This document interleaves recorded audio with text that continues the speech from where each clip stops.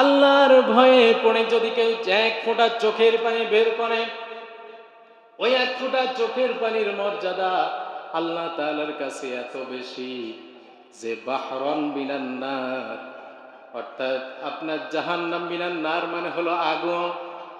আল্লাহ রাসূল বলে জাহান্নাম যত গভীর হোক না কেন, যত ডিপ হোক না কেন, যত সমতল হোক না কেন, ওই জাহান্নামের গভীর ডিপ আগুন সহ সব কিছু, বিশ্বনবী বলেন আল্লাহর ভয়ে যারা এক ফোঁটা চোখের পানি বের করবে, ওই চোখের পানি যত ডিপ জাহান্নামের আগুন হোক না কেন, ওই এক ফোঁটা চোখের পানি দ্বারা সমস্ত সব আগুন যিনি নিভিয়ে দিতে পারেন তিনি কে? আল্লাহর হাবিব সাল্লাল্লাহু আলাইহি ওয়াসাল্লাম বললেন এজন্য কার ভয়ে চোখের পানি বের করা লাগবে? জোরে বলেন। একমাত্র কেবলমাত্র যার ভয় অন্তর থাকলে পরে, যিনি আমাদের সমস্ত জীবনের গুনাহ খাতা মাফ করে যিনি জান্নাতের মেহমান বানাতে পারেন তিনি কে? আল্লাহ রাব্বুল আলামিন এবার আসেন সুন্দরভাবে 17 নম্বর সূরাতুল আল ইসরা নাযিল করলেন। এই ইসরার 19 নম্বর 109 নম্বর আয়াতের ভিতরে আল্লাহ পাক রব্বুল আলামিন সুন্দরভাবে বললেন ওয়া ইয়াহিল্লুনা লিল আযকানি ইয়াবকুনা ওয়া ইয়াজিদুহুম খুশুআ। আল্লাহ রাব্বুল আলামিন বলেন তারা যখন তাদের সামনে সিজদায় লুটিয়ে পড়ে কাঁদে তারা বিশেষ করে যখন তাদের সামনে কোরআন পড়া হয়। কি পড়া হয় বলেন? কোরআন পড়া হয়। যখন তারা কোরআনের কাছে আসে, কোরআনের কথা শোনে এবং কোরআনের ওয়াজ মাহফিলে যায়, তখন তাদের ঈমান এমন ভাবে কোরআন শোনার কারণে বৃদ্ধি পায় যে তাদের ঈমানটা বৃদ্ধি পেয়ে তাদের সামনে সব কিছু যেন ইসলামিক কাজগুলো যিনি সহজ করে দেন তিনি কে? যেই বেটা কোরআন শুনলে পরে অন্তর গলে না, আসে না নাই? আমার লোক মসজিদে আসে, ওয়াজ মাহফিলে যায়, মাহফিল দিলে পরে বলে মাহফিলে যাওয়ার দরকার নাই, সেখানে গেলে শুধু রাজনীতির ওয়াজ হবে, আসে না নাই বলেন? সেখানে গেলে শুধু জামাত ইসলামের কথা হবে। আসলে জামাত ইসলাম বলতে কোনো কথা নাই, আমলিগ বলতে কোনো কথা নাই, বিএমপি বলতে কোনো কথা নাই। বিএমপি যারা করে তারাও যার বান্দা তিনি কে? জোরে বলেন। জামাত যারা করে তারাও যার বান্দা তিনি কে? আমলিগ যারা করে তারাও যার বান্দা তিনি কে? আমলিগ বিএমপি জামাত হোক না কেন, কারোর জন্য কোনো ডিস্টেন্স কবরের বিষয়ে আছে নাকি বলেন? কোনো ডিস্টেন্স নাই। আমল ভালো যার, কবর তাকে ছেড়ে দেবে, ঠিক কিনা কর? কিন্তু আমল আগা থেকে নিচ পর্যন্ত সব জায়গায় আল্লাহ আল্লাহর রাসূলের অনুসারে না হলে যিনি কবুল করবেন না তিনি কে? আল্লাহর হাবিব সাল্লাল্লাহু আলাইহি ওয়াসাল্লামের জন্য সুন্দরভাবে বললেন চোখের পানি ফেলতে হবে। কার জন্য? জোরে বলেন। আল্লাহর জন্য। এরপরে আল্লাহ রাব্বুল আলামিন আয়াতের ভিতরে বললেন লিতুসফা আলাইহিম আয়াতুর রহমানি খররু সুজদান ওয়া বুকিয়া। আল্লাহ বলেন যখন তাদের কাছে দয়াময় আল্লাহ তাআলা কোরআন পাঠ করা হয়, তারা তখন সিজদায় অবনত হয়ে যায়। কিসে? এবং সিজদায় অবনত হয়ে তাদের চোখের পানি তারা শেষ বের করে দেয়। তাদের হৃদয়টা সমস্ত অন্যায় অত্যাচার, সমস্ত অহংকার থেকে তারা কি হয়? ফিরে আসে এবং হৃদয়টা মনটাকে নরম করে দেয়। যারা জান্নাতের মেহমান। কারা? কারা? জোরে বলে। যারা জান্নাতের মেহমান। আজকে আমরা দেখছি যে জান্নাতের মেহমান মুখে দাবি করে কিন্তু কাজের বেলায় নাই। আছে না নাই?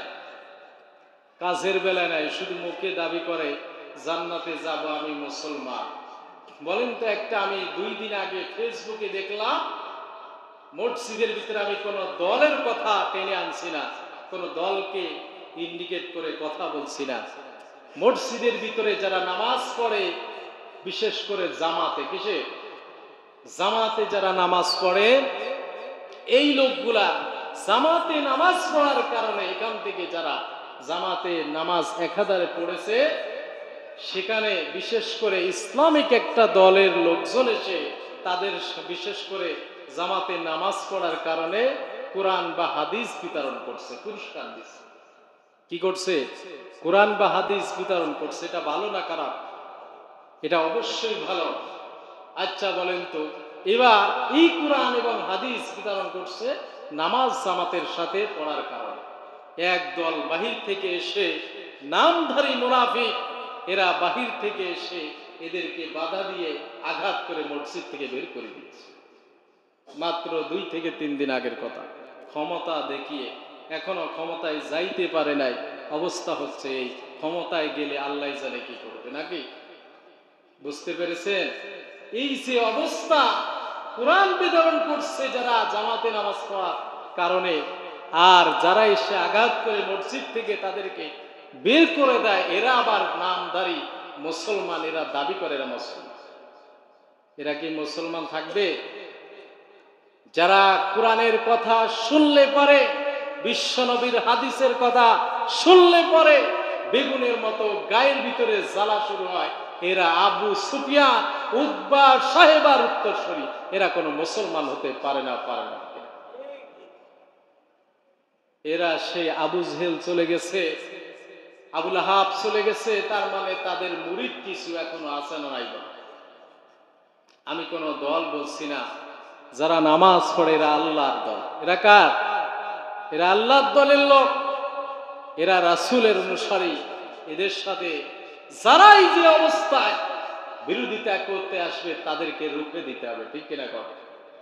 তাদেরকে রুখে দিতে হবে, তাদেরকে শেষ করে দিতে হবে প্রয়োজন বোধে। কিন্তু আমরা চাই তাদের আল্লাহ হিদায়াত দিক, ঠিক কিনা বলেন?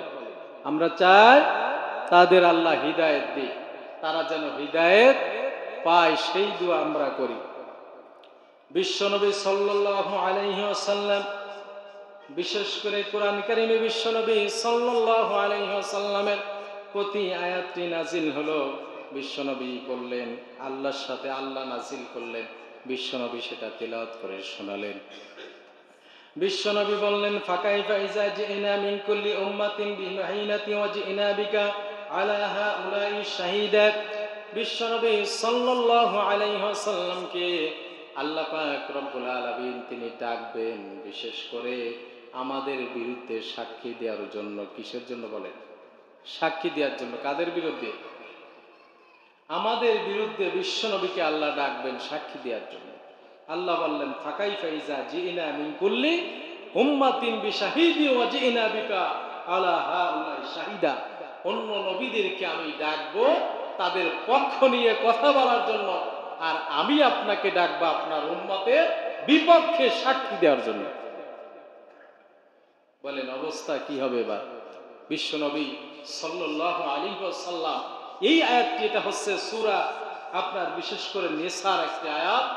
এই আয়াতটি বিশেষ করে আপনার তেলাওয়াত যখন শুনলেন, ইবনে মাসউদ রাদিয়াল্লাহু তাআলা আনহু এই সাহাবীকে বিশ্বনবী ডাকলেন, ডেকে বললেন, ও মাসউদ, তুমি একটু কোরআন তেলাওয়াত করো তো আমি শুনি। ইবনে মাসউদ রাদিয়াল্লাহু তাআলা আনহু এই আয়াত যখন তেলাওয়াত করলেন, বিশ্বনবী সাল্লাল্লাহু আলাইহি ওয়াসাল্লাম এই আয়াতের তেলাওয়াত শোনার সাথে সাথে তিনার হৃদয়টা দ্বিখণ্ডিত হয়ে গেল। তিনার চোখ দিয়ে পানিগুলা ঝরঝর করে পড়তে লাগলো। যে উম্মতের জন্য আমি আরশের ছায়ার নিচে, আরশের পায়ের নিচে আমি কাঁদবো, সেই উম্মতের বিপক্ষে আমাকে সাক্ষীর জন্য আল্লাহ ডাকবে। বিশ্বনবী সাল্লাল্লাহু আলাইহি ওয়াসাল্লাম কাঁদছেন। এমন সময় বিশ্বনবী সাল্লাল্লাহু আলাইহি ওয়াসাল্লামের কাঁদা দেখে ইবনে মাসউদ রাদিয়াল্লাহু তাআলা আনহু তিনি আফসোস করলেন, আহারে, এমত অবস্থায় দিনের বেলা বিশ্বনবী দিনের দাওয়াতে থাকতেন, রাতে এবার তিনি এই উম্মতের জন্য সালাত আদায় করছেন, আল্লাহর কাছে কোনো দরখাস্ত করবেন। কিসের জন্য দরখাস্ত করবেন? আপনার তাফসীর ইবনে কাসির এসেছে, বিশ্বনবী যখন রাত্রে এইভাবে আপনার সালাত আদায় করে উম্মতের জন্য কাঁদছেন, তখন আল্লাহ পাক রব্বুল আলামিন জিবরিল আলাইহিস সালামকে পাঠিয়ে দিলেন, যাও জিবরিল সে কি চায়, সে কেন কাঁদে, আমার দোস্ত মুহাম্মদ সাল্লাল্লাহু আলাইহি ওয়াসাল্লাম সে কেন কাঁদে তার কাছে একটু শোনো। তখন এমত অবস্থায় জিবরিল আলাইহিস সালাম যখন মেসেজ করলেন, আল্লাহর হাবিব সাল্লাল্লাহু আলাইহি ওয়াসাল্লাম বললেন যে আমি কাঁদি সেই দিন আমার উম্মতের বিরুদ্ধে সাক্ষী দিয়ে বিশেষ করে তাদেরকে জাহান্নামে নিয়ে যেতে হবে বা জাহান্নামে আল্লাহ দিবে, এই জন্য আমি কাঁদছি।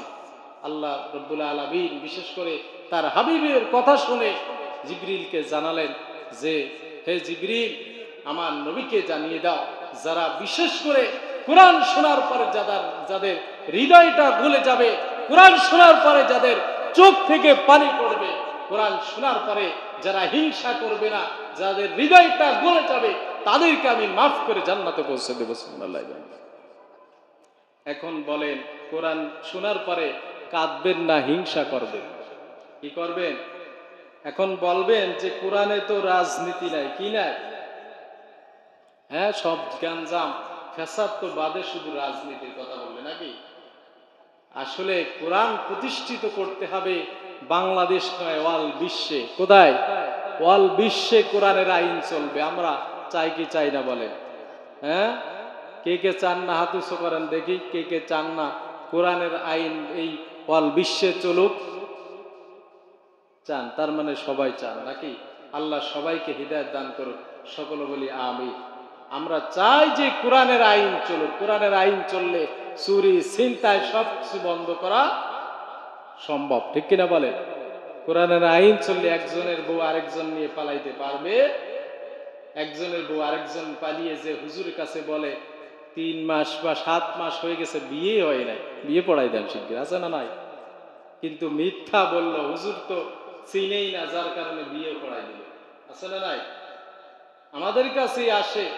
কিন্তু আসলে কোরআনের আইন প্রতিষ্ঠিত হলে আপনার দেখা যায় ওই নারীকে, যেই নারী একজনের স্বামী বা তার নিজের স্বামী ফেলে আরেকজনের সাথে পালালো, এই নারীকে তো তখন গর্ত খুঁড়ে এই নারীকে আপনার বিশেষ করে কি করা দরকার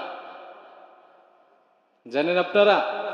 ইসলামিক আইন যদি চালু হয়ে যায় এই জমিনে, এইগুলাও চালু হবে, আস্তে আস্তে সব মানুষ ভালো হয়ে যাবে।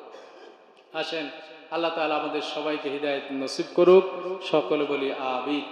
আসতে একটু দেরি হয়ে গেছে, জন্য সরি বলছি, একটু মানে পথের সমস্যা ছিল। যাই হোক, আল্লাহ তাআলা আমাদের এই এক ফোঁটা চোখের পানি সকলের ফেলার তৌফিক দিক, সকলে বলি আমিন। ফেলবেন তো ইনশাআল্লাহ, চেষ্টা করবেন। ভাই তাহাজ্জুদ নামাজ পড়েন, কি নামাজ? 2 রাকাত বিপদে পড়েছেন, 2 রাকাত সালাত আদায় করে চোখের পানি ফেলে দেন, আল্লাহ দোয়া কবুল করে নেবেন, আল্লাহ পিছনের গুনাহ মাফ করে দেবেন। বিশেষ করে যারা দাড়ি পাকা মুরব্বী আছেন, আপনারা এগুলা করেন, আপনার এই 2 রাকাত সালাতের ওসিলায়, 1 ফোঁটা চোখের পানির ওসিলায় আল্লাহ হয়তো আপনার পিছনের গুনাহ মাফ করে। আল্লাহ তাআলা আমাদের সকলকে সেই তৌফিক দিক, সকলে বলে আমিন। যারা সুন্নাত পড়েন সুন্নাত পড়েন।